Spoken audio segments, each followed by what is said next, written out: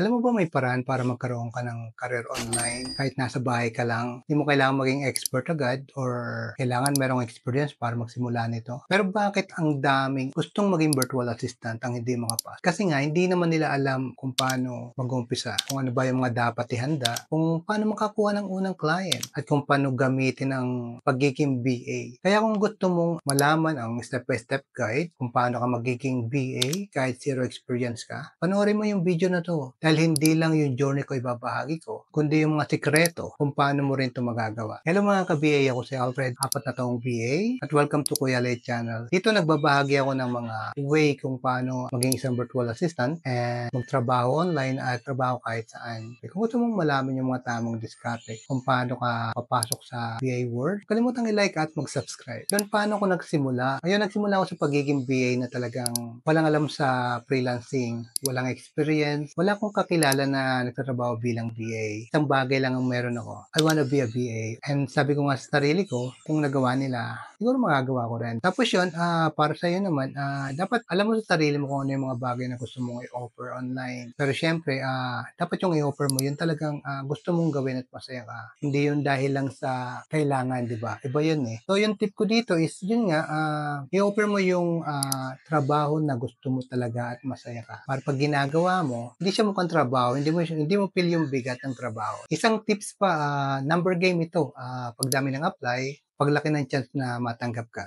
Mga dapat ihanda bago maging VA. Alam kong kailangan ko maghanda bago mag-apply. Kaya inayos ko lahat ng kakailanganin ko para maging isang epektibong VA. Narito yung mga kailangan nating ihanda. Para sa setup, stable internet connection, laptop or desktop communication app, Zoom, Skype, Discord, Slack, Google Meet at marami pa pong iba.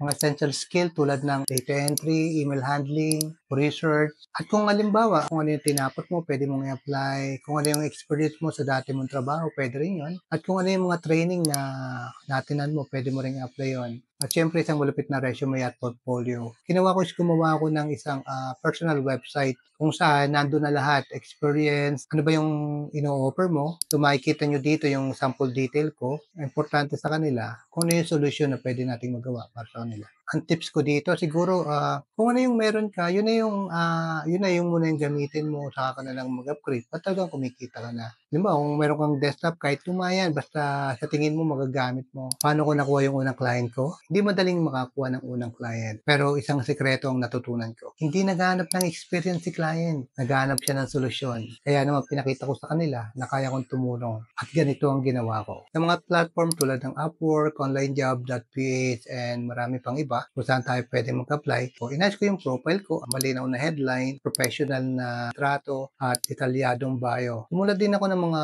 personalized na proposal kasi every time na mag-a-apply tayo, kailangan natin ng, bukod sa resume, kailangan natin ng proposal kung saan dapat laging akma doon sa gusto ni client. Iwasan po natin yung copy-paste. Kasi minsan sa copy-paste natin, hindi na pala yun yung dapat para doon sa open jobs na ino-open or kasi sa paggamit natin ng copy-paste, minsan hindi na akma sa gusto ni client. Nagbigay din ako ng mga sample work para patunayan kay client, kaya kong gawin yung trabaho. At yun, sa dami ng application na naipasa ko, boom, ayun, may nag-reply sa application ko. At ito nga yung sabi ni client. So yun, parang sabi ni client sa akin, hello Alfred, yun nga, kung alam kong gamitin yung tactical arbitrage, and then hindi ko talaga siya alam that time. So ang ginawa ko, hindi ko muna siya nireplyan. Nagbalik ako sa YouTube. Inaral ko muna kung paano gamitin yung application na yun. And then siguro like mga 2 to 4 hours kong inaral. And then nung marunong na ako, saka ko lang siya nireplyan. Ang maganda nito, nung nag-reply ako, binigyan kaagad ako ni client ng chance na,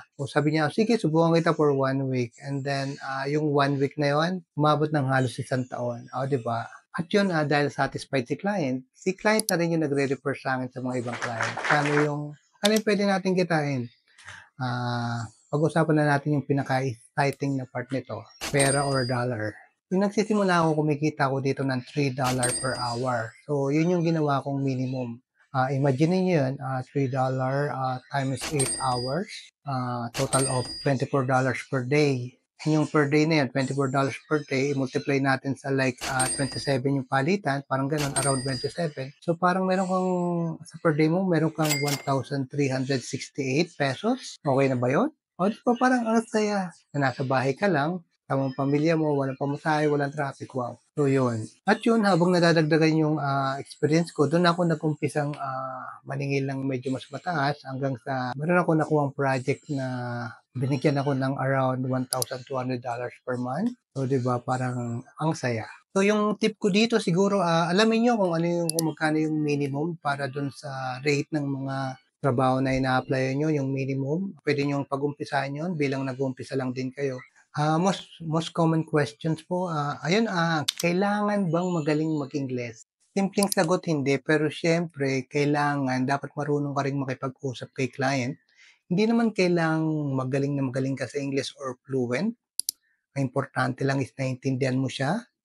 Ngayon kung dumating sa punto na nahirapan kang intindihan kasi nga, naka-voice kayo, voice call, puwede mong i-request kay client, na baka puwedeng mag-chat na lang kayo para nababasa mo yung word for words and mas naiintindihan mo yung sinasabi niya kaysa dun sa i-assume mo sa sarili mo na naintindihan mo pero ang totoo hindi.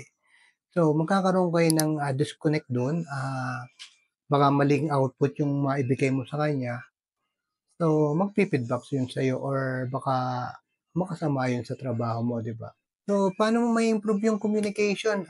Ayun, mag-practice araw-araw, manood ng mga podcast, manood ng mga English videos or English movies. Isa pang maganda dito, puwede kayong gumamit ng ChatGPT, Google Translate at Grammarly para sa grammar check. Paano nabago ng pagiging BA ang buhay ko? Yun, binago ng pagiging BA ang buhay ko dati hirap ako sa pera, pero ngayon, kumikita ako ng nasa bahay lang. Mababa yung oras ko sa family ko. Hindi na ako bumabiyahe araw-araw so walang traffic. And so ang gaan sa pakiramdam at ang isa pang maganda dito, nagagawa ko yung mga gusto kong gawin na hindi ko nagagawa noon.